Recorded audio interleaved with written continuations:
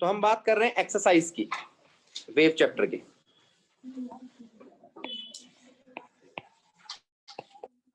तो यहाँ पे आपका क्वेश्चन नंबर 1 क्या कहता है, देखो क्वेश्चन नंबर 1 कहता है a string of mass 2.5 kg is under tension 200 Newton and of length 20 meter, ठीक है, stretched length 20 meter. If the transverse jerk is struck on one end of the string, how long, मतलब time, how long का मतलब कितना है, क्या है, time कितना लगेगा, ये पता लगाओ।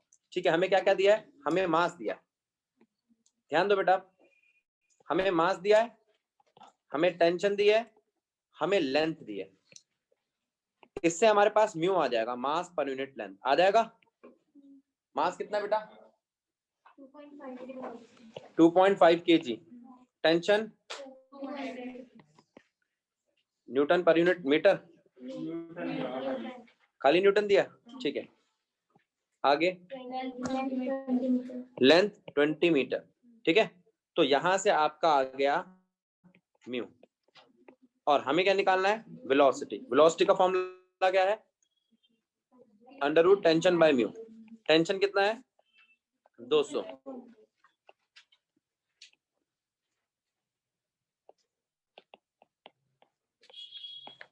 वेलोसिटी आ गई, लेकिन वेलोसिटी का एक और फॉर्मूला है, लेंथ अपॉन में टाइम, तो वहां से टाइम आ जाएगा। क्वेश्चन खत्म। क्वेश्चन नंबर 1 हो गया। प्राची, प्राची समझ आया। Question number 2, a stone drop from the top of a tower of height 300 metre. तो हमने एक टावर लिया जिसकी हाइट 300 मीटर है, 300 मीटर, यहां पर पानी है 300 मीटर की हाइट पे, यहां से एक पत्थर फेंका हमने, ठीक। अब आपकी हाइट कितनी है, और स्टोन ड्रॉप किया, वो नीचे की तरफ जाएगा, ड्रॉप का मतलब इनिशियल वेलोसिटी, ठीक है। और एक्सेलरेशन क्या है यहाँ पर, जी को मैं 10 मीटर पर सेकंड स्क्वायर ले लूं, उससे कोई फर्क नहीं पड़ता बेटा, गिवन है तो 9.8 ले लो, कैलकुलेशन पे आप 10 ले लेना, ठीक है।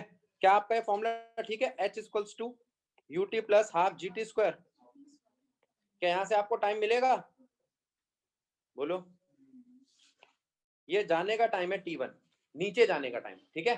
अब टप्पा खा के वापिस आएगा, मान लो, फिर से लो, ये आपका टार है, यहां से वो पत्थर ऊपर से नीचे गया और टप्पा खा के वापिस, उसका साउंड आया, कौन आया ऊपर, तो साउंड की वेलोसिटी होगी अब अपवर्ड में, हम वेलोसिटी लेंगे साउंड की, वो 330 मीटर पर सेकंड ले लो आप, 340 गिवन है, ठीक है। हाइट कितनी है, तो टाइम कितना होगा, डिस्टेंस अपॉन वेलोसिटी, ठीक। तो यहां से टाइम 2 आएगा, टोटल टाइम कितना होगा,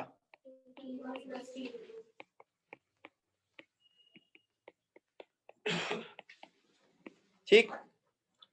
question number 3, a steel wire has a length 12 meter, mass 2.1 kg, what should be the tension in wire, और अगर आपको दिया हो उसकी वेलोसिटी।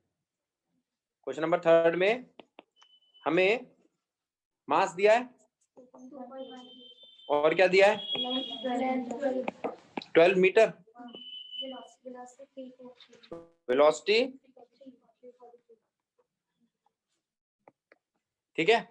तो हमें निकालना क्या है, वेलोसिटी का फॉर्मूला,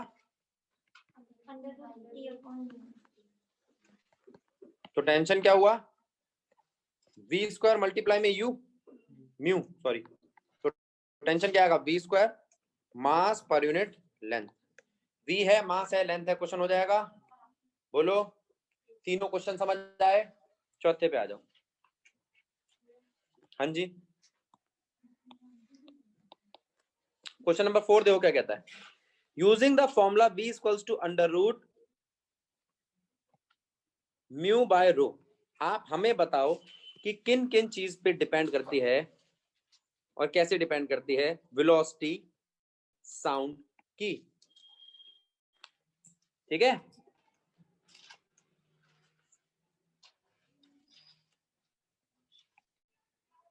देखो अब एक एक करके क्वेश्चन पे ध्यान देंगे। आंसर का ए पार्ट, वेलोसिटी डिपेंड नहीं करती प्रेशर पे। क्यों? On increasing pressure density also increases, or on decreasing pressure density also decreases. That is, pressure per unit density remain same or constant. So velocity of sound is independent of, बात ठीक है? ए part समझ में आया? पक्का? B पे चलूं? B देखते हैं क्या कह रहा है। इंक्रीज विद टेम्परेचर, टेम्परेचर के साथ इंक्रीज करता है। तो हमारे पास वेलोसिटी का फॉर्मूला क्या है? Under root gamma P by, क्या मैं प्रेशर का कोई और फॉर्मूला जानता हूं? जैसे P V equals to mu R T, तो वहां से क्या मैं पी का कोई फॉर्मूला ऐसा बना सकता हूं? म्यू आर टी बाय, उसको पुट कर सकता हूं। तो वेलोसिटी का फॉर्मूला क्या बनेगा? Under root gamma mu R T by V, rho B है। हाँ बिल्कुल सही, रो बी। अब बेटा यहाँ पे ध्यान देना, यहां से मुझे दिखाई दे रहा है कि वेलोसिटी और टेम्परेचर का कैसा रिलेशन है? Direct. That is on increasing temperature velocity of sound also increases. ठीक है, अब मैं बात कर रहा हूं सी पार्ट में क्या कह रहा है। वो कहता है इंक्रीजेस विद ह्यूमिडिटी। पहले आपको पता होना चाहिए ह्यूमिडिटी क्या है। ह्यूमिडिटी के केस में हम बात करते हैं डेंसिटी की। तो आपको बोलना है density of humidity is less than density of air. खत्म बात। एयर से कम होती है डेंसिटी ह्यूमिडिटी की। अगर इसकी डेंसिटी कम है तो इसका मतलब ये डेंसिटी को कम कर देगा टोटल। दैट इज, तो that is density of whole system decrease. और अगर डेंसिटी डिक्रीज करेगी तो वेलोसिटी इंक्रीज करेगी। खत्म कहानी। ठीक, तो ह्यूमिडिटी के साथ समझ में आया? ह्यूमिडिटी के साथ हम डेंसिटी का रिलेशन निकालेंगे। किसका रिलेशन निकालेंगे? कौन सा क्वेश्चन था ये? चौथा। अब क्वेश्चन नंबर 5 पे ध्यान देंगे। क्वेश्चन नंबर 5 कहता है a bat emits ultrasonic sound. एक बैट है जो अल्ट्रासोनिक साउंड फ्रीक्वेंसी कितने की? 1000 किलो हर्ट्ज की फ्रीक्वेंसी को एमिट करता है। ठीक है, what is the wavelength reflected sound और ट्रांसमिटेड साउंड? पहले यहां पर समझ ले हम यहां हो क्या रहा है। देखो ये एक बैट है। अब इस क्वेश्चन में क्या कहता है? आपके पास बैट की फ्रीक्वेंसी है, कितनी है वो? 1000 किलो हर्ट्ज आई थिंक। हाँ 1000 kilo hertz in air. If the sound meets a water surface what is the wavelength? तो वेवलेंथ क्या होगी? चलो ठीक है, हमें तो फ्रीक्वेंसी दी उसने। वेवलेंथ का फॉर्मूला लिखेंगे पहले। वेवलेंथ का फॉर्मूला क्या होता है? वो होता है वेलोसिटी अपॉन में फ्रीक्वेंसी। ठीक, अच्छा अब यहां पर जो सिस्टम है वो कुछ ऐसा है। मान लो ये वाटर सरफेस है, यहां पर पानी भरा हुआ है। ये वो बैट है, बैट कैसे बना है ये लो। अब ये बैट से फ्रीक्वेंसी निकल रही है, ये रिफ्लेक्ट कर गई, ये तो रिफ्लेक्ट कर गई, और एक ट्रांसमिट कर गई, ये ट्रांसमिट करिए, और ये रिफ्लेक्ट करिए। तो रिफ्लेक्ट की का जो होगी वो उसमें वेलोसिटी एयर की आएगी, और जो ट्रांसमिट करेगी उसमें वाटर की आएगी। और वाटर और एयर, दोनों की वेलोसिटीज दे रखी हैं, ठीक है।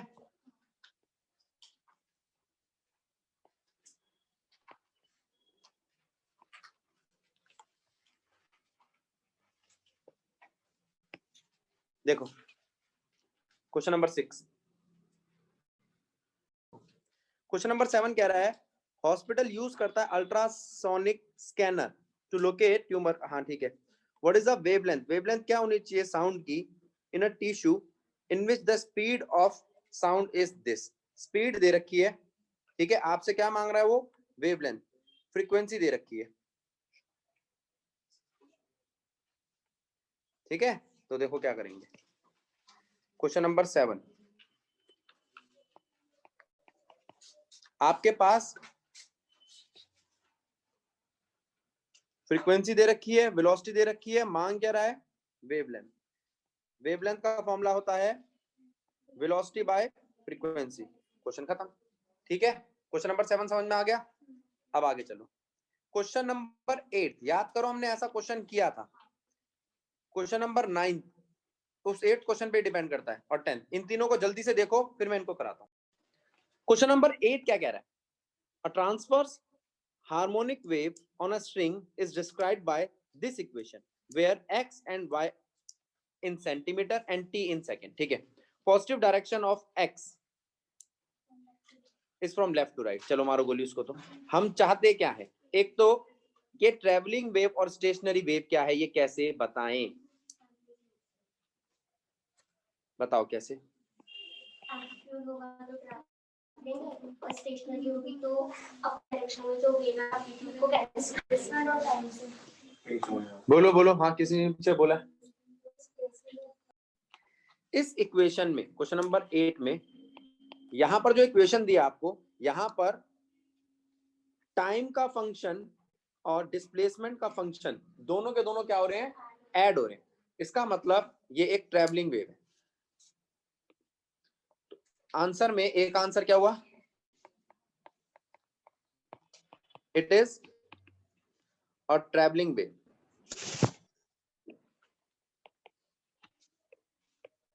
बी पार्ट,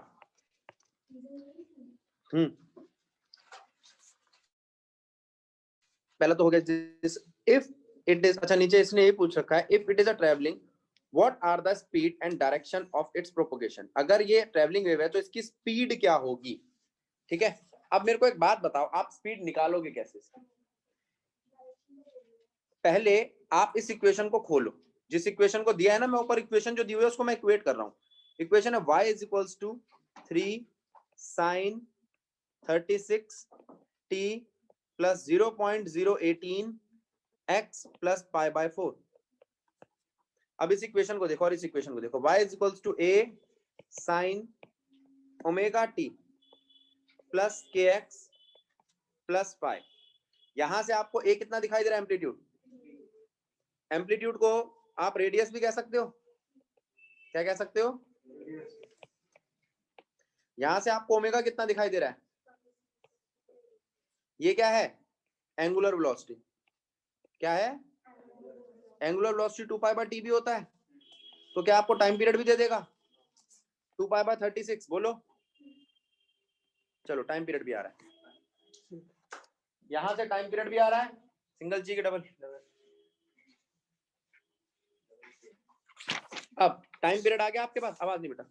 यहां से आपके पास टाइम पीरियड भी आ गया और वेलोसिटी मांग रहा है। आप जानते हो वेलोसिटी का फॉर्मूला क्या होता है, लीनियर वेलोसिटी का। ओमेगा के साथ क्या रिलेशन है लीनियर वेलोसिटी का, ओमेगा इनटू आर। ओमेगा पीछे दिया हुआ है कितना, यहाँ पर 36, और आर कितना है आपका, तो क्या वेलोसिटी आ जाएगी, बोलो, ठीक है।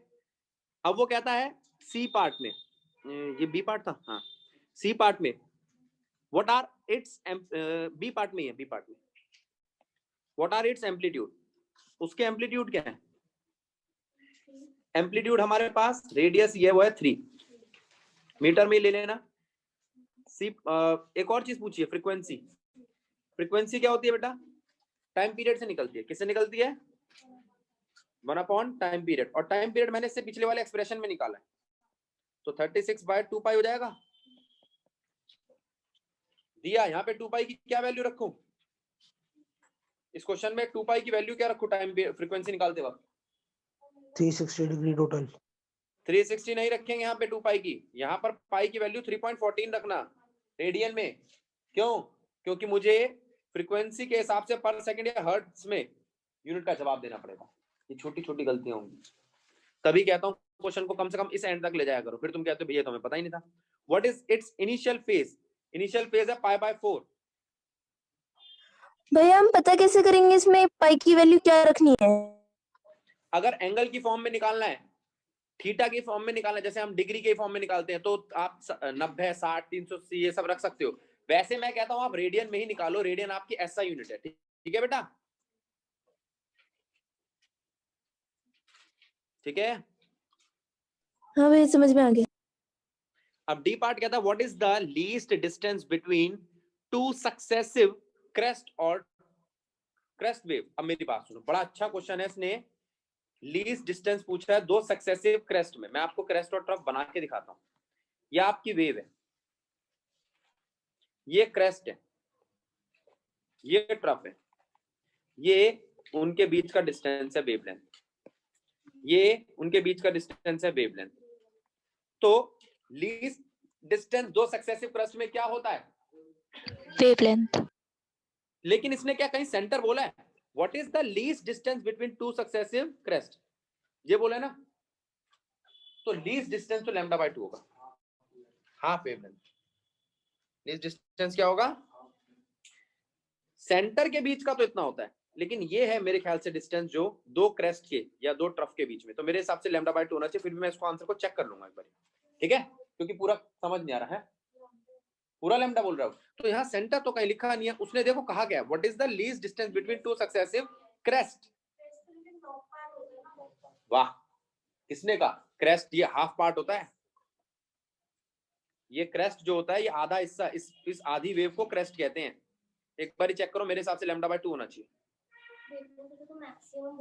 हाँ, ना ना ना ना, ऐसा मैक्सिमम नहीं बेटा, ये लैंग्वेज ये इम्प्रॉपर क्वेश्चन है, गलत है, इस क्वेश्चन की गलती है, लेकिन हमें तो पूरा बताना पड़ेगा ना जवाब।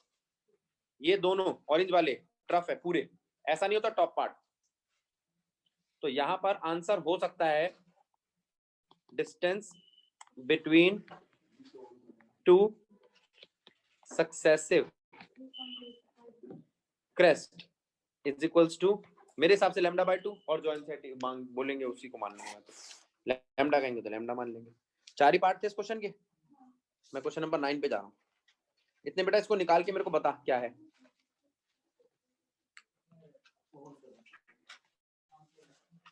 Question number 9, for a wave described in exercise 15.8 plot the displacement versus time graph for x equals to 0, x equals to 2 और x equals to 4. What are the shape of the graph? मैं वैसे बताया था आपको, displacement का graph मैंने आपको सिखाया था। तो डिस्प्लेसमेंट का जो ग्राफ बनता है वो साइनोसाइडल बनता है, ठीक है। यहाँ पर वो आपसे चाहता है कि आप प्लॉट करो ग्राफ को। वो क्या करोगे, कैसे प्लॉट करोगे? उसने वैल्यू दे दी है, उसने मेरे को बोला है x की वैल्यू 2 सेकंड पे, 0 सेकंड पर 4 सेकंड पे क्या क्या होगी, उन वैल्यूज पे इस इक्वेशन के अंदर वैल्यू रख देना, पुट कर देना, तो आपका आंसर आ जाएगा, ठीक है। लेकिन ऐसे इतने बड़े क्वेश्चन आते नहीं है आपके, लेकिन फिर भी मैं आपको डिस्प्लेसमेंट का ग्राफ बनाना सिखा दूं। याद करो, ये ग्राफ बताया था जिसका एम्पलीट्यूड मैक्सिमम a होता है, और ये साइन का ग्राफ है। किसका ग्राफ है? क्यों? क्योंकि इक्वेशन साइन की दी हुई है, कॉस की दी होती है, मैं कॉस का बनाया था, ठीक। वेलोसिटी का बना लोगे वो कॉस का होगा, और एक्सेलरेशन का माइनस साइन का। क्यों? एक्सेलरेशन नेगेटिव y होता है 3 बताए थे ना। हाँ, वही ऑसिलेशन की ग्राफ है, बिल्कुल सही। कौन सा क्वेश्चन बोला बेटा इसने? ये 9। चाहो तो इस क्वेश्चन को सॉल्व कर लेना, वैसे इस तरीके क्वेश्चन नहीं आएंगे आगे।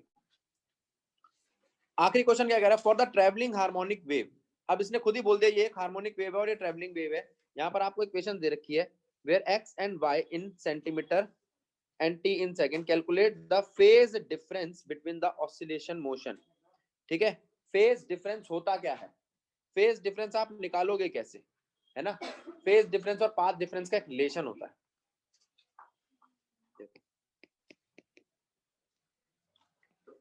फेज डिफरेंस है क्या? Difference in angle. एक होता है पाथ डिफरेंस। पाथ डिफरेंस क्या होता है? Difference in displacement. अब फेज डिफरेंस को आप डेल्टा फाई से दिखा सकते हो और इसको पी से। आप इस बात को समझ लो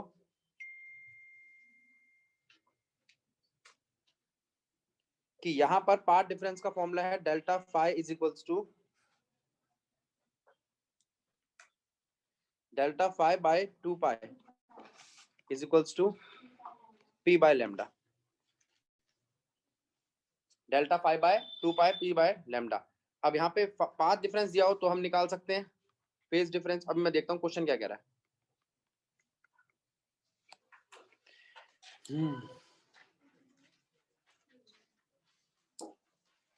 हाँ वही कह रहा है ना, separated by this length this length this length. ये चारों क्या है आपके? ये पाथ डिफरेंस। ये चारों क्या है?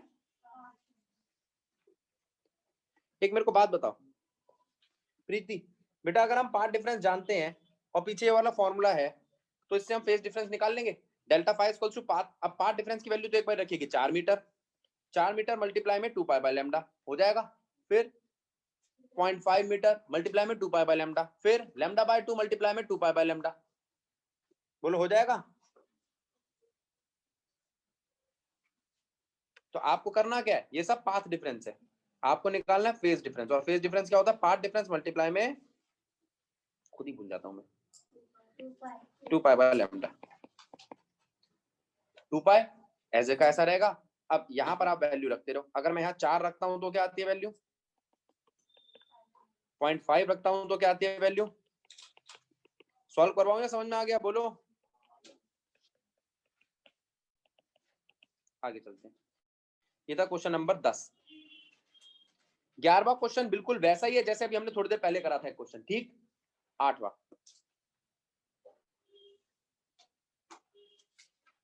12वां वो 8वें के जैसा, मतलब फिर उसको आगे सक्सेसर बना दिया इसने। 13 तक क्वेश्चन अब आप अटेम्प्ट कर सकते हो, ठीक है। आज का यहीं तक का काम है। इसके आगे मैं फिर आपको नेक्स्ट क्लास में इसी